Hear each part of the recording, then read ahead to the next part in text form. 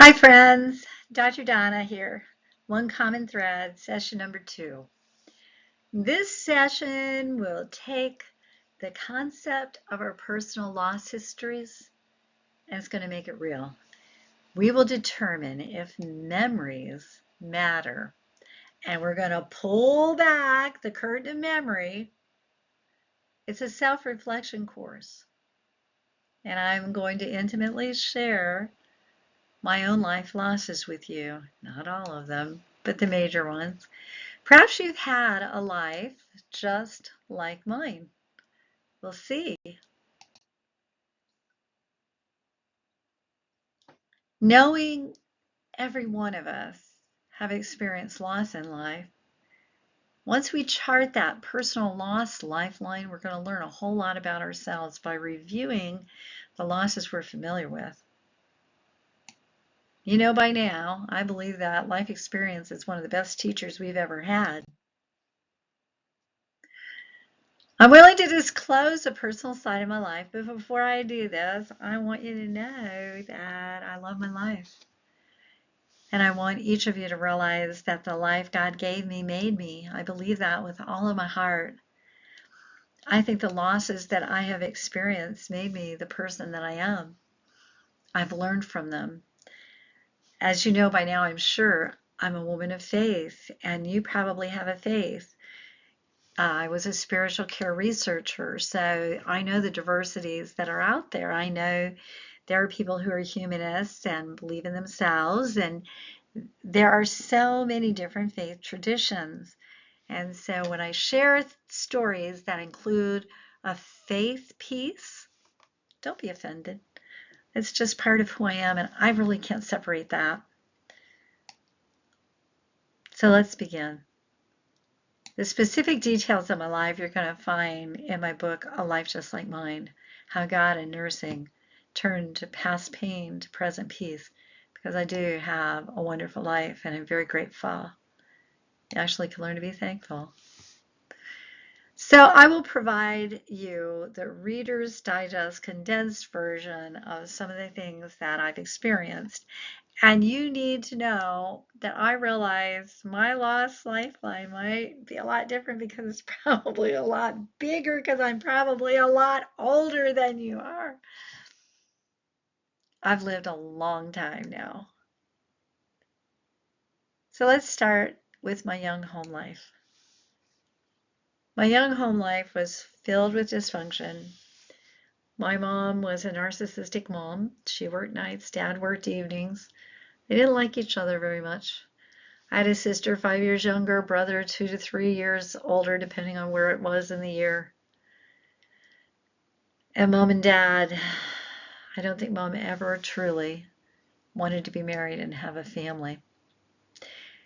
She'd get really mad. We had a name for her behavior. She was a rageaholic. She just would fly into a rage. She was redheaded and angry. Very, very angry. She had a good side. She did a lot for us. Loved us to do things that we loved to do. My brother took guitar lessons. My sister and I took ballet and tap and baton and acrobats. But things changed with Mom. She had an affair with her best friend's husband, and his name was Rip. And we always thought, oh my goodness, he's the guy that ripped our family apart, fractured our family. That's a great name. But the thing with her relationship with that man is he became her God. He became her life, her everything. And what was the characteristic of this person that my mother worshiped? He was atheist. He hated Christians. He mocked me. He loved to smoke Camel cigarettes, and he absolutely loved to cuss, and he drank beer. Totally different than Dad. Dad was a family man. He loved his family. He loved his home. He loved gardening. He tried to keep us all together. He was the glue. He was a Christian man. He loved to go to church. He loved to sing. He was a happy guy. The custody battle was horrid. Absolutely horrid. If you want to read about it, you can jump on Amazon. I think they let you read the first 3 chapters of my book for free and get a flavor of what we went through. And finally, the judge looked out at the custody during the custody battle and said, is there anybody who wants to take these 2 girls and raise them? And my mother's parents took us. And so my 7th, 8th, 9th, 10th, 11th, 12th grade, I had to move and live with my grandparents in a little tiny village-like town with my younger sister who cried every night for her mom. And that was hard because I couldn't stop her loss. I couldn't stop my sister's pain, and I couldn't be her mom. I was still a kid. So displacement. So you see, I call this stuff the dirty D's. Dysfunction, divorce, displacement, family deaths, and then my own divorce. Family deaths, when I lived with my grandparents, we went through an awful lot of funerals. Granddaddy was one of 12, and several of his family members died of massive heart attacks. That's actually what took my grandfather as well when that day came. And then you grow up. I became a nurse. I married the same narcissistic type man that I was familiar with. A millionaire son who was a drinker. There's another D. Ugh. So when you look at all the losses and you do this for yourself and you go, okay, yours may not be the dirty D's. Maybe you lost your dog. Maybe you lost your job. Maybe it's a lot different than these major pieces that I've put up there. But in your handouts, you're going to have 2 different forms that you can play with, that you can kind of schedule your losses. But when you look at this, a person that does not have that, you can be anything, I love you, honey, life is great. You lose worth when your family system is dysfunctional when you're growing up. You don't think you have any value. So you lose an awful lot. And then I got sick when my parents got divorced and I went to the hospital because I didn't want to eat. And that was very embarrassing for my parents that I'm in the ICU, they've got me in isolation. It was just a crazy time. I think it was the stress of all the hatefulness. And of course, back in those days, I don't think they actually knew. They said I was just malnourished. And then when I was displaced to my grandparents, I was 2 hours away from everything I loved. Grandma had a dog, Betsy. I couldn't bring Lady. She was our Springer Spaniel. I lost all of my friends, and we lived out in the country. I had to ride school bus an hour to get to school. And we were used to a neighborhood where we all got on our bikes. We went down to the interstate before it was open, and we drove our bikes. It was a different world. There was no dancing. I wanted to be a dancer, wanted to be a ballerina, no dance classes. And then, like I say, Grandma and Grandpa, they had elderly friends, and Granddaddy, I think, out of the 12, I think 7 or 8 or 9 of his brothers and sisters had massive heart attacks before the age of 62 and died of massive heart attacks. So then we ended up with an awful lot of funerals. So I became acquainted with grief and death and loss and moving forward. And then when I got married, I lost a lot of dreams when I married poorly. But some of us do that. And then I did not want to be divorced. A child who lives through divorce does never want to be divorced. But you don't want to be abused either, narcissistically or any other way. So here's another schematic that I'll give you that you can play with because you need to do this for yourself. When I went through my own divorce, my friends told me about a great video series. It was really years ago. So it was John Bradshaw and the Family Systems Theory. It was so good. It really helped me to realize in order to understand people, You need to look at their lost lifeline. So in order to look at the dysfunction of my mom, what was the source of her dysfunction? I had to look honestly and say, what loss happened in your life? She was in love with a guy when she was in high school and wanted to marry him. He was a farmer, and it was time to get the soybean crop in. He said to her, Dee, we can't go out, not tonight. I've got to get to the field. I've got to get the soybeans taken care of, and we'll go out tomorrow night. And so she was okay with that. But that morning, he came down for breakfast, and he says to his mom and dad, I think something's going to happen to Grandma. What? What do you mean? He said, honestly, I woke up this morning and there were angels at the foot of my bed, and I think Grandma's going to die. I think something's going to happen to Grandma. And they're like, oh, really? So he went and he did the soybeans, and he and his friend that he worked with came home. They decided they would jump in the lake, they'd swim, they'd get all the dust off in the dirt. And when, a lightning and thunderstorm crops up, and he gets killed by lightning and drowns. And so they had to dredge the lake. And that was Mom's first and major, truly huge loss. So she approached my grandparents. She wanted to go to school. Mom was really smart. She did well in school. Always wanted to learn. And they said, we don't have money to send you to school. We got to save our money for the son. Your younger brother is going to marry. He's going to have to support a family. He's the one that the college money goes to. And so Uncle Roger got to go to school and Mom didn't. Whoa, what a loss. So she's trying to find a way to go to school. And she says, I think I'm going to join the service. They said, we won't sign the papers. But if she went to the military, they'd pay for her to go to school. And they wouldn't sign the papers. One loss after another loss after another loss. And then what'd she do? On the rebound, she married my dad.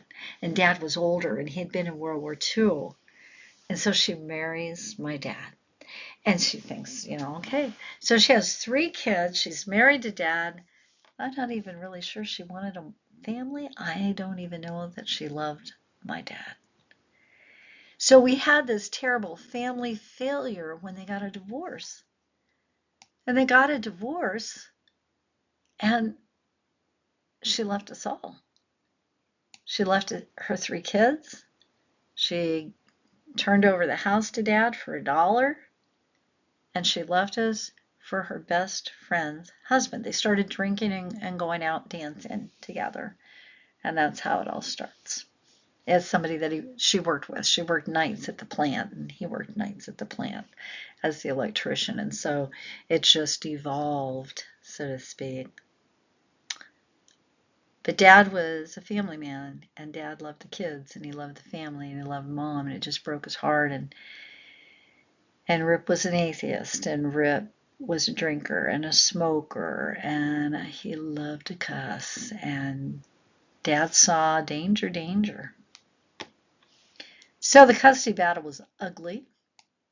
We ended up living with Grandma and Grandpa. Left behind so many things I loved. But in all honesty, no matter what all transpired, I can tell you today that certain things happen that when you're able to figure some of this out, you can't be bitter anymore. And you can be forgiving, because I believe that Mom did the best she could with what she had. And why do I say that? Because today we have counselors. Today we have education. We have people who really have an understanding on how to deal with loss in our lives. And I know it wasn't available for my mom. So when I say I think she did the best she could with what she had, and I'm a better person because I can forgive her for who she is and the choices that she made. She made her choices. And so fractured family, family failure. Today, let's talk about displacement for a minute. Because of the world that we live in today, displacement is huge. I don't know if you're aware of it, but the COVID-19 created over 140 orphans. Where did these young children and kids, 18 years old and younger, have to go? They either had to go live with a relative or they had to live with their grandparents. And I'm talking back in the 70s when I had to live with my grandparents. That was due to divorce. Divorce isn't the key main reason people are displaced and being raised by their grandparents today. Alcohol and drug addiction of the parents and prison or jail time of the parents is another reason. But COVID made all those orphans. And so COVID, and again, what is that? Huge loss for these kids. Huge changes for these people. And when you start realizing some of these things and the losses, you just go, I really can relate to some of these. Some of these things I'm familiar with. So the great part is when you're familiar with something and you meet another person in your life and you have a relationship and you begin to discuss your losses, it's very therapeutic to have people know how. I know how you feel because I walked a road very similar to yours. So a divorced child never wants to be divorced. You don't want to do that. That's probably one of the reasons why in our world today, a lot of people don't even want to be married. They're afraid to be married for fear they're going to be divorced. So I divorced. I held on to toxic hope for the longest time. I married a drinker, an alcoholic, millionaire son. And I had a son with him. And the saddest thing is, when you're a child of divorce, you don't want divorce, and so you try so hard and you put up with a lot of the narcissistic, abusive behaviors that you don't deserve, but that's what you know. What you are familiar with is what you seek out for your family. And sometimes you need a little help. So I did go and I did get counseling. And I'm so thankful that I did because I had a wonderful counselor. And then you have the death of dogs, death of family members, death of people who became your favorites. And getting acquainted with death and that familiarity is going to help you as you help other people with their grief and with their loss. Lifeline. Story time. Once upon a time, a little girl grew up in a dysfunctional, narcissistic family. When she was a teenager, her mom and dad divorced. She and her little sis went and lived with her grandparents, hours away from her home and her family and her friends.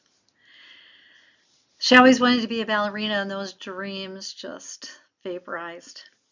But over time, she learned to love her grandparents. She became a nurse, married a millionaire's son. Of course, he was a narcissistic alcoholic. She became a mom. She divorced the alcoholic. Daddy and Grandpa died within a month of each other. The last visit that she had with her dad in the hospital, he was still dwelling on the heartache and all the offenses that had been sent his way in his life. He was mad at Rip, hated my grandparents. It was a terrible, terrible experience for me. And I can remember driving home. William, my little boy, was at my mother's.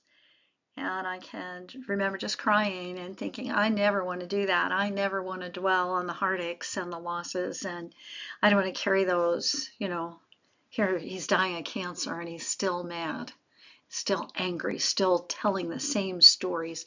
And I called that dwelling, being a dweller. I don't want to dwell. I don't want to add that to the dirty deeds in life. Don't dwell on the nasty. Don't dwell on the past. But you know what? Daddy didn't stay a dweller for long.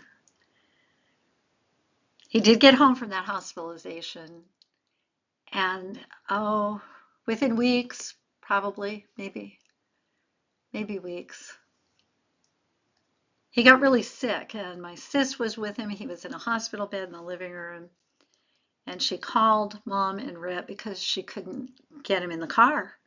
And Mom and Rip came and helped her, and Mom and my sis didn't feel comfortable dressing Dad, so Rip stepped up to the task at hand, and Daddy put his hands on Rip's shoulders, looking at him eye to eye. And he said, "Rip, take a good look at me. This could be you. Where are you going to spend eternity? I want you to know I forgive you, and I forgive Dee both for what you've done to me and what you've done to my family. I forgive you." You see, Dad didn't take that anger to the grave. He didn't take that anger to the grave. He chose forgiveness. So don't be a dweller. It isn't worth it. I just am thankful that Daddy had that opportunity to do that. So this broken, crazy little girl from a crazy family grows up, has 44 years as a nurse, loves her families, loves her patients and her coworkers, finds out that being forgiving and not dwelling on your losses is so much better. And then taking the broken life that she had and trying to help other people understand that you can still find peace. That's why I wrote a book. That's why I wrote two. And there's more stories in the books. So those are your references. A life just like mine, because some of you may have a life just like mine. And I never walked the halls alone because I never did. When you are in the health professions, you do not walk those halls alone. And why do you write? Why do you make a course on loss? Why do you try to help people? Because that's where your peace comes from. When you take your brokenness and you leak love.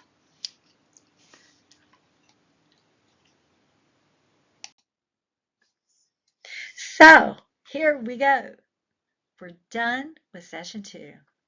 Know that the value of a personal lost lifeline. You can't underestimate that, because you see, if you're able to do that, you actually get to see it right in front of you. This is my life. And relationships that you have will grow richer with empathetic care. People with a broken life, we all have stories. But just don't be a dweller. Rise above it. Overcome it. Don't add dweller to the dirty deeds in life. And acknowledge. Looking at your loss is the key to healing. It truly is. So thank you very much. If you want to get in contact with me, here's my information. I look forward to speaking to you next in session 3. Have a great day, a great week, a great year. Know that you're valuable, and know that your losses are an important part of who you are. Thank you.